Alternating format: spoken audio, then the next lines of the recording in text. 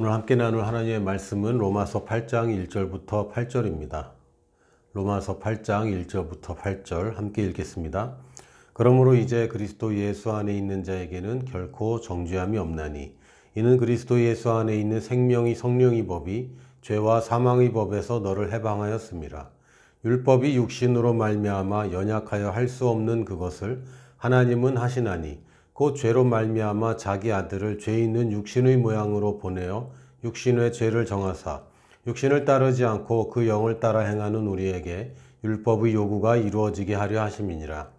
육신을 따르는 자는 육신의 일을, 영을 따르는 자는 영의 일을 생각하나니 육신의 생각은 사망이요 영의 생각은 생명과 평안이니라.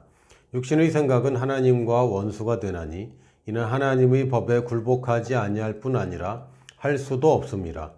육신에 있는 자들은 하나님을 기쁘시게 할 수 없느니라. 아멘. 로마서 8장은 굉장히 중요한 장이기도 하지만 사실은 이렇게 그냥 쉽게 읽을 수 있는 장도 아닙니다. 특히 많은 분들이 여전히 오해하고 있는 부분은 로마서 7장과 8장이 원래는 장이 구별이 없는 계속 이어지는 이야기인데도 불구하고 저희가 성경을 읽다 보면 이제 한 장 한 장 읽기 쉽죠. 그러다 보니까 이 7장과 8장이 너무 좀 다른 내용이다 라고 생각하시는 분들도 있고, 또 7장에선 이렇게 얘기했는데 8장에선 갑자기 좀 변화된 것 같은 느낌이 들 수도 있습니다. 혹은 7장과 8장의 이런 변화를 감지하지 못하고 그냥 읽다 보면 굉장히 혼란에 빠지기도 합니다. 7장 마지막에는 어떻게 끝나냐면요. 7장 24절, 25절만 읽어드리면 오호라 나는 권고한 사람이다. 이 사망의 몸에서 누가 나를 건져내랴. 사도 바울이 내가 마음으로는 좀 율법을 이제 잘 지키고 싶은데 이게 잘 안 된다. 내 안에 죄가 있다. 요렇게 이제 7장 중반부터 이런 고백을 합니다. 그러다가 24절에 이 사망의 몸에서 누가 나를 건져내랴. 그리고 25절에 우리 주 예수 그리스도로 말미암아 하나님께 감사하리로다. 그런즉 내 자신이 마음으로는 하나님의 법을 육신으로는 죄의 법을 섬기노라.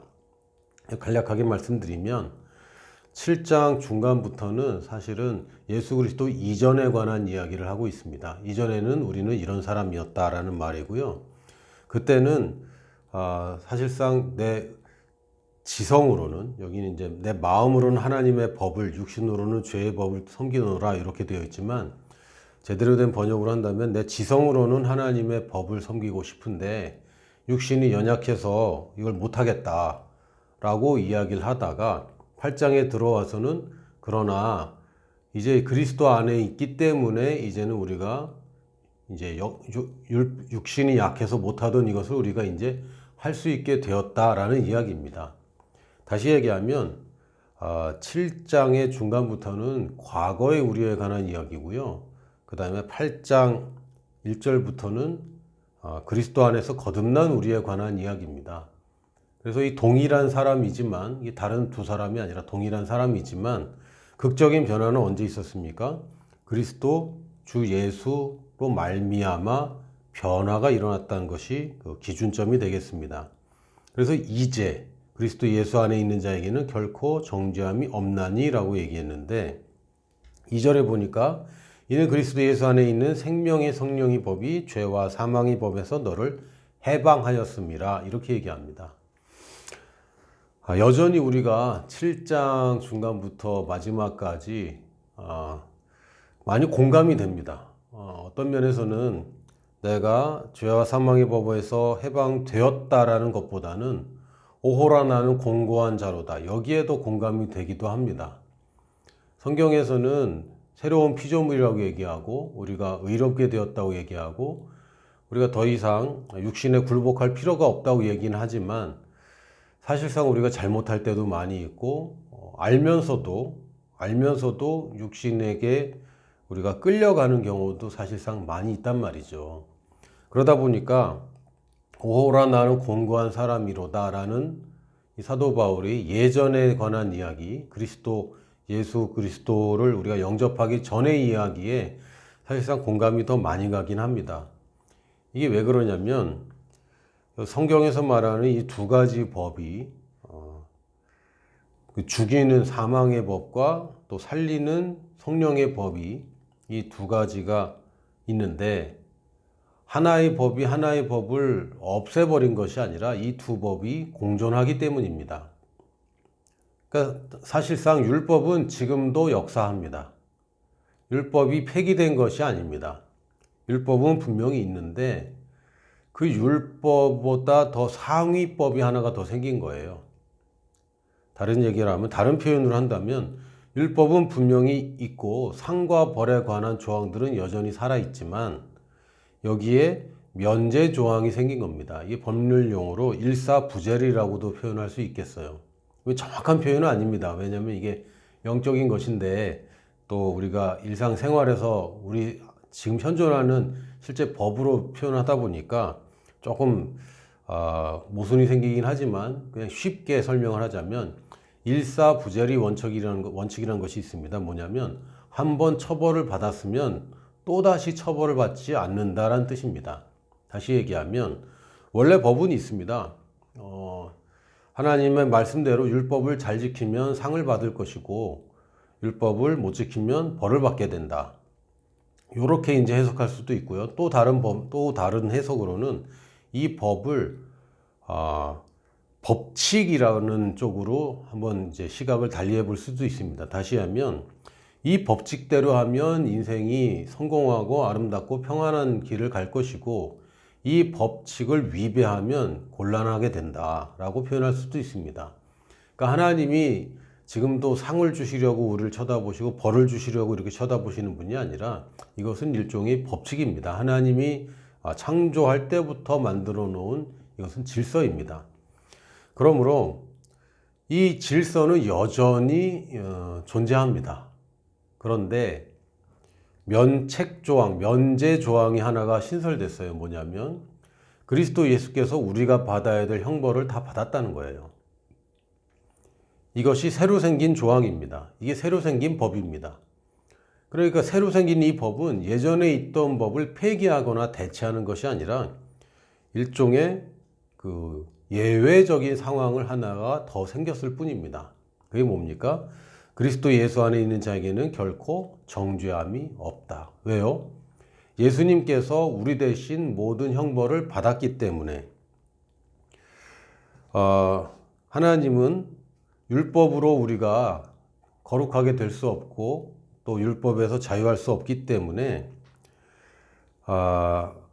죄 있는 육신의 모양으로 자기 아들 예수를 보내셔서 그 육신의 죄를 다 짊어지게 하시고 우리의 모든 죄는 이제 면제되었다라고 선언하셨습니다. 예수님이 나 대신 벌을 받았기 때문에 내가 더 이상 받을 벌은 더 이상 존재하지 않습니다. 그래서 우리가 형벌을 두려워하거나 혹은 저주나 하나님의 그 심판을 두려워하는 것은 이미 지나간 것입니다. 누구에게? 이제 예수님을 영접해서 하나님의 영이 우리 안에 있는 사람이라면 누구나 이 형벌에서, 죄와 사망의 법에서 이미 우리는 벗어났습니다. 그런데 문제는 뭐냐면요, 우리가 고민하는 것, 오호라 나는 공고한 사람이로다 라고 하는 것은 사실상 이 여전히 존재하고 있는 하나님의 질서, 율법이라고도 표현할 수 있는 이 법칙이 여전히 역사하고 있기 때문입니다. 우리는 이 율법에서 온전히 벗어났느냐? 영의 세계에서는 우리가 벗어났습니다. 그러므로 우리는 영으로는 아무 문제가 없습니다. 그런데 우리 육체는 여전히 이 물질 세계에 살고 있고, 이 물질 세계를 지배하는 법칙은 여전히, 이 질서라는 법칙은 여전히 있는 거예요. 그래서 우리가 이게 면책 특권이 있음에도 불구하고 또 이 법을 지켜야 될 의무도 있는 것입니다. 마치 외교관에게 면책 특권이 있지만 그렇다고 자기가 거주하고 있는 그 나라의 법과 질서를 깡그리 무시하면 글쎄 벌은 안 받겠지만 굉장히 그 곤란한 삶을 살게 될 겁니다. 문제는 뭐냐면요, 첫 번째, 우리는 면책 특권을 받았다라는 것이고요. 두 번째는 우리가 이제는 법을 지킬 수 있는 능력도 우리가 선택할 수 있다라고 여겨야 됩니다. 예전에는 우리 육신으로만 있을 때는 이 법을 지킬 능력이 없었습니다. 그래서 곤고했어요. 알긴 알겠는데, 내가 이 법을 지키는 것이 좋다는 걸 알겠는데 능력이 없는 거죠. 그러나 이제 거듭난 영인 우리들은 이 상벌에서, 이 벌에서, 형벌에서 우리가 면제되었을 뿐만 아니라 이제는 이 질서라는 법칙에서 우리가 법을 지킬 수 있는 능력을 가진 것입니다. 그래서 우리가 하나님의 인도하심을 생각할 때 우리가 단지 우리가 성공하기 위해서 하나님 뭘 해야 될까요? 왼쪽으로 가야 될까요? 오른쪽으로 가야 될까요? 어느 학교를 가야 될까요? 혹은 어느 나라로 가야 될까요? 나의 부르심을 혹시 여러분의 장래 희망이나 직업이나 혹은 비즈니스 기회로만 생각해서는 안 됩니다. 우리가 하나님의 인도라고 얘기할 때는 그것보다 더 심오한 것이고 사실상 하나님이 나에게 계획하신 최고의 계획대로 살아가는 것이고 결국은 하나님이 이 땅에 놓은 질서들을 내가 온전하게 만족시키면서 그 결과들을 내가 얻는 것입니다. 그러니까 나는 법을 지키지 않지만 하나님의 면책특권이 있기 때문에 나는 마음대로 살아야 돼. 이것도 틀린 이야기이고 나는 하나님의 상벌이 두려워서 나는 이걸 꼭 지켜야 돼. 근데 못 지킬 것 같아. 이것도 잘못된 생각입니다. 우리는 하나님의 인도를 받기 때문에 우리는 영에 집중되어 있기 때문에 영으로 생각하는 사람들이기 때문에 하나님 중심으로 살 수 있게 된 사람들이기 때문에 예전에는 육신을 만족시키느라고 못했던 결정들을 우리는 할 수 있게 되었고 그것의 참 진가를 맛보는 삶을 살게 되었습니다. 하나님의 법칙이 내 안에서 작동되면 내가 그 법칙을 잘 준수하기만 하면 모든 율법에 약속되어 있는 상을 내가 이 땅에서 누릴 수 있게 되어 있습니다. 구약의 율법을 보면 이 땅에서 이야기입니다. 죽어서 천국 가는 이야기는 구약에 거의 나오지 않습니다. 물론 암시나 상징으로 살짝 드러나긴 하지만 구약에 있어서는 우리 사후세계에 대해서는 거의 다루고 있지 않습니다. 구약의 율법은 이 땅에 살아가는 데에 필요한 법칙이고요. 또한 이 율법을 다 이룬 자는 사실상 불가능합니다. 그러나 이 율법의 기준이 바로 하나님의 공의의 기준인 것이고 이것이 마지막 심판 때의 기준이라는 것이고요. 이 기준은 우리가 만족시켰을 뿐만 아니라 이제는 율법대로 율법을 지키며 사는 것 또한 우리에게 이미 주어졌습니다. 단지 여전히 바뀌지 않는 것은 무엇이냐면 우리 영이 바뀌지 않은 것이 아니라 우리 생각이 바뀌지 않은 것입니다. 육신은 바뀌지 않습니다. 육신이 다른 사람이 되거나 그러면 또 뭐 좋을 수도 있을 것 같아요. 그러나 육신이 바뀌진 않았습니다. 우리가 예수님 영접할 때 육신이 바뀐 건 아닙니다. 그리고 육신을 바꾸라는 얘기는 없습니다. 영은 바뀌었습니다. 바뀐 게 변화했다는 게 아니라 완전히 대체되었습니다. 육신은 대체되지 않았고 영은 대체되었습니다. 그러면 이제 남은 것은 우리 혼이고요. 혼은 변화가 필요합니다. 육신의 생각을 따라가면 결과는 사망이다 이렇게 얘기합니다. 결과는 죽음입니다. 육신의 생각은 단 아주 짧게 얘기한다면 이건 이기심이죠. 나 자신 살겠다고 무엇이든 할 수 있고 지금 있는 나의 쾌락을 위해서 이것을 할 수 있고 이 두려움을 모면하고자 내가 해야 될 일을 하지 않는 것. 이건 다 이기심입니다. 반대로 영의 생각은 쉽게 표현한다면 하나님을 위한 생각입니다. 하나님의 생각입니다. 하나님의 질서이고 하나님의 뜻이고 하나님이 원하는 목적과 방법을 위해서 나도 그 생각에 일치시키는 것입니다. 또한 하나님에 의한 생각입니다. 여러분의 생각은 사실 여러분이 가지고 태어난 그런 생각은 없고요. 누군가한테서 들은 이야기들과 이론들입니다. 혹은 여러분이 경험한 어떤 체험들을 여러분이 이론화한 것입니다. 그러나 하나님에 의한 생각이란 것은 하나님으로부터 인도함을 받는 생각이란 것이고 내 스스로 깨닫거나 내 스스로 알아내는 그런 아이디어들이 아니라 하나님에 의해서 내게 감동으로 주어지는 생각들을 얘기합니다. 그리고 세 번째로 하나님을 위한 생각입니다. 나를 위한 생각은 점점 없어지고 하나님을 위한 생각만 남습니다.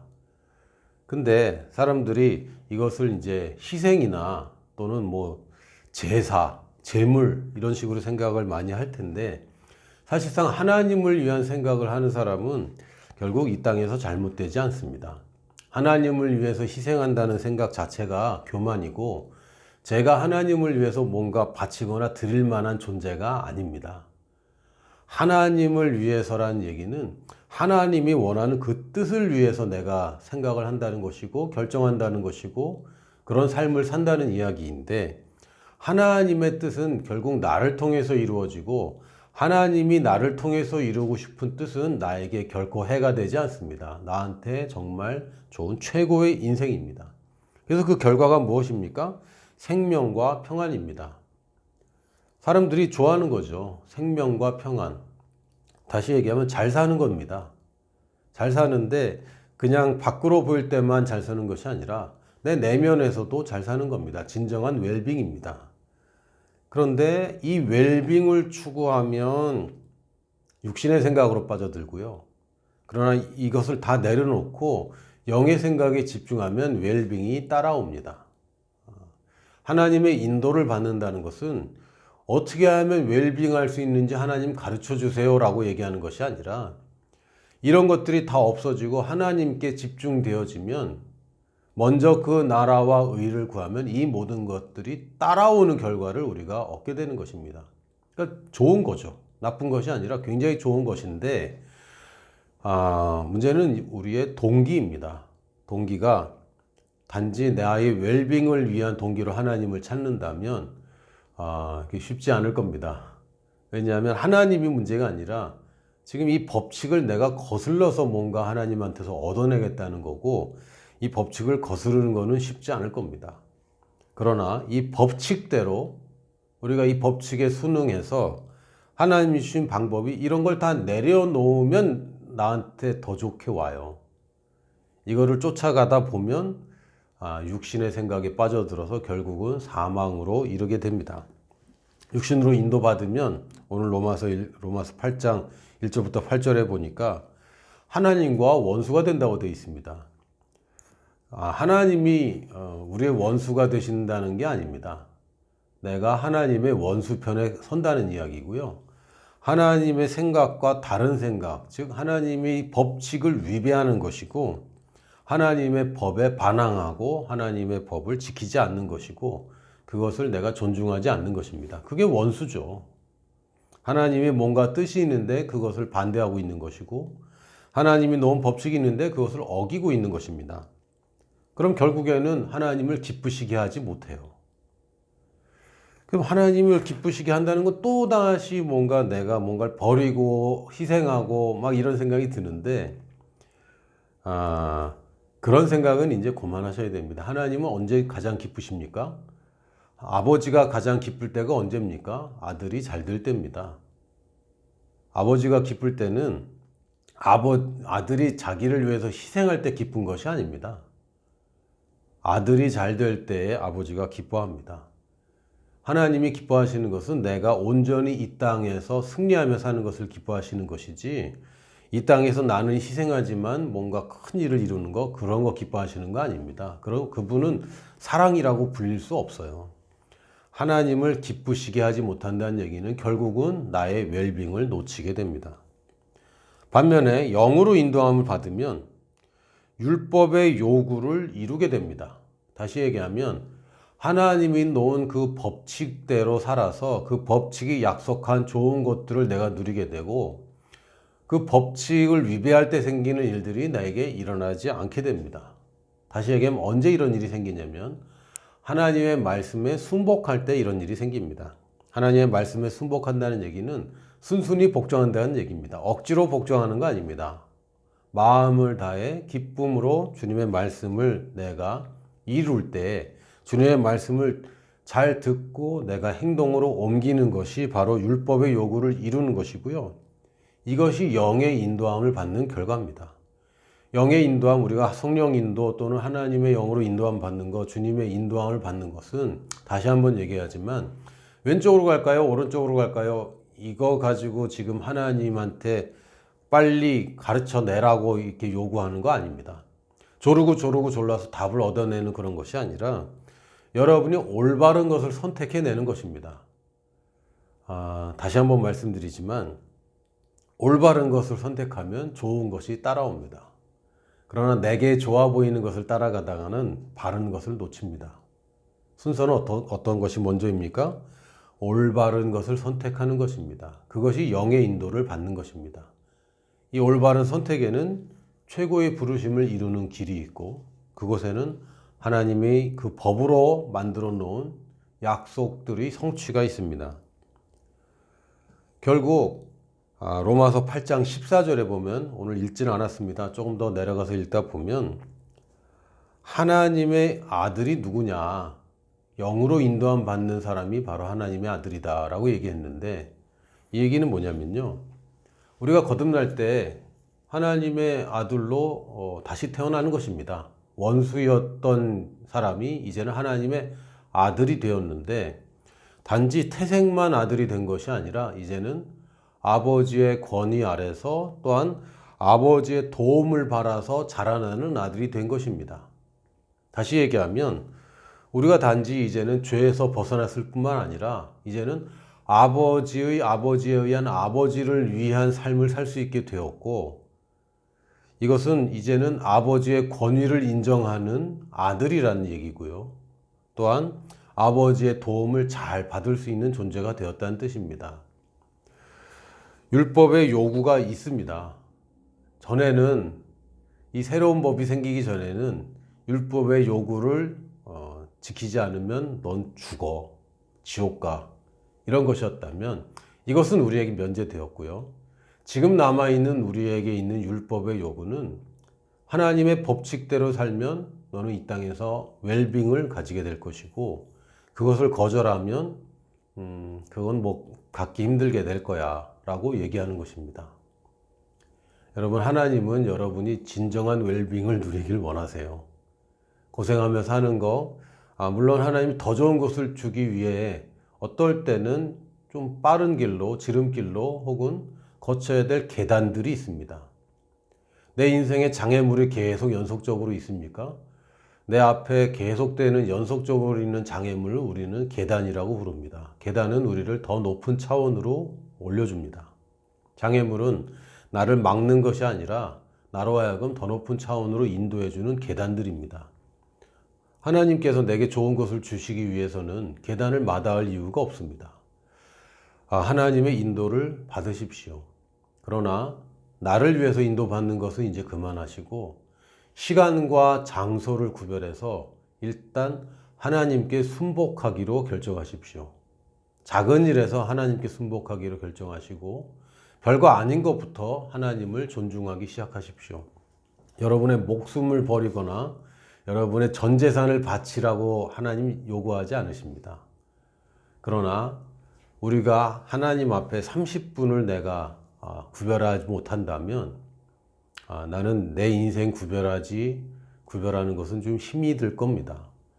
또한 내가 11조를 구별하기 힘들다면 여러분의 재산에 굴복되어 있는 것이지 하나님의 말씀에, 하나님의 약속에 순복하고 있는 상태가 아닙니다. 그러면 어떻게 됩니까? 잘 안 들립니다. 하나님한테 말해달라고 얘기할 것이 아니라 내가 잘 듣는 사람이 되어야 됩니다. 귀로 예민하게 잘 듣는 사람일 뿐만 아니라 말을 잘 듣는 사람이 되어서 행동으로 옮기는 것이 중요합니다. 그러기 위해 매일 시간과 장소를 구별하시고 오늘도 말씀 앞에 내가 굴복하고 하나님의 말씀에 순복하여서 결국 나 자신과 내가 원하는, 요구하는 것들은 다 낮아지고 내 생각이 사라져서 결국 영의 생각만 살아남아서 그 영의 생각이 우리를 지도하고 가장 최고의 길로 인도하도록 하는 것입니다. 여러분을 초대합니다. 시간과 장소를 구별하시기 바랍니다. 오늘도 승리하시고 또 하나님의 말씀에 여러분이 순복하실 것을 믿습니다. 축복합니다.